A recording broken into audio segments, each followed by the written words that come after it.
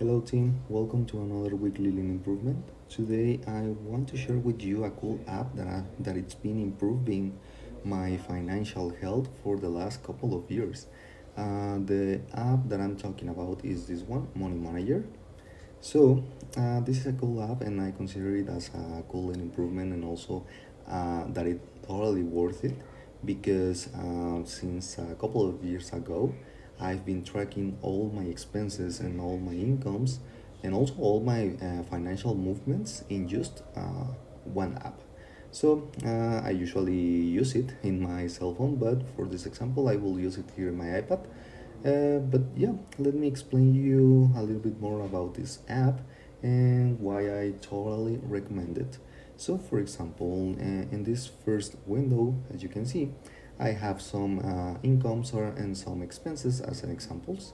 The expenses are in red and the incomes are in blue, and you can have it in a daily view, in a calendar view, in a monthly view, in a summarized view, or by description. Because yes, you can put descriptions in your incomes, expenses, or transferings.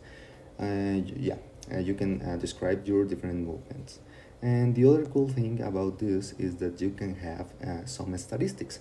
What are those statistics? So, for example, here you can display a graphic from your incomes where you can see which is the percentage related to each income, and also you can have a graph for your expenses. I will explain you all of this later and how it works. But yeah, and also you can have different budgets. All you can have by different notes. And the cool thing about this and what I say that it's totally worth it is because you can have all your different accounts, your different financial accounts right here. So, for example, I already have these examples. I have one debit card, two credit cards, and I already have one saving account. But also we can add different accounts. So for example, we can have cash, we can have a specific bank, we can have a credit card, debit cards, a savings account, and electronic payments, investments, credit lines, loans, insurances, or other type of accounts. And this time I will add another credit card as an example. So I will put like this is the credit card number 3, and I will say that in this one I have a credit line of 2,000 pesos, and well, which is the account of payment. I will say that I will use my debit card, and you can add a description here. You can add the name of your bank if you want. In this time I won't add it, and also it will ask you for a settlement date and a payment date. For the settlement date, I will say that it is on the 5th every month, and we usually have like 20 days after the settlement date to pay the credit card. So I will put it on the 25th. I will click on save and I will click on yes to record the difference as an income. So as you can see, I already have my 3 different credit card accounts. So how it works? Basically, here in this window, you can click on this plus icon and you can start tracking, let's say, incomes or expenses. So, for example, I will track an expense. So I will say that I spent 100 pesos in.